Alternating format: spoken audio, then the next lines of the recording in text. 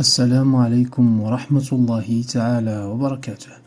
في خبر جديد، شهد التجمع الدولي الأخير للمنتخب الإسباني جدلا واسعا يتعلق باللاعب لامين يامال، حيث أصبح اللاعب الشاب محور توتر كبير بين ناديه برشلونة والاتحاد الإسباني لكرة القدم.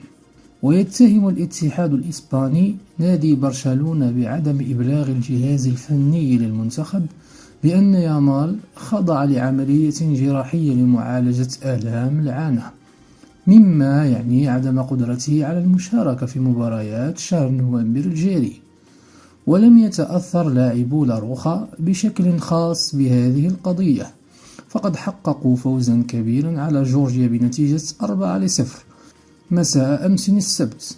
ولم يعاني المنتخب الإسباني من غياب نجم برشلونة ولا من غياب زملائه بيدري ونيكو ويليامز ودين هاوسن، مما دفع العديد من وسائل الإعلام الإسبانية اليوم الأحد إلى التساؤل حول مدى أهمية لامين يامال للمنتخب.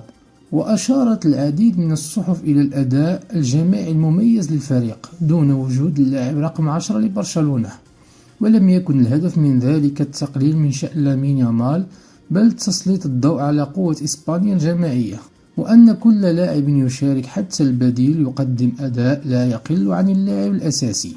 وذكرت صحيفة إل موندو: إسبانيا سلطة اللعب والهدف مع أو بدون لامين يامال، إذا لم يكن موجودا فإن إسبانيا تجد حلولا أخرى. كما أفادت صحيفة إل إسبانيول من جانبها: إسبانيا لا تفتقد لامين يامال. ووصلت صحيفة إل ديباتي إلى حد عنونت مقالها ب: من يتذكر لامين يامال؟ إسبانيا تتألق وتحجز تذكرتها الافتراضية لكأس العالم.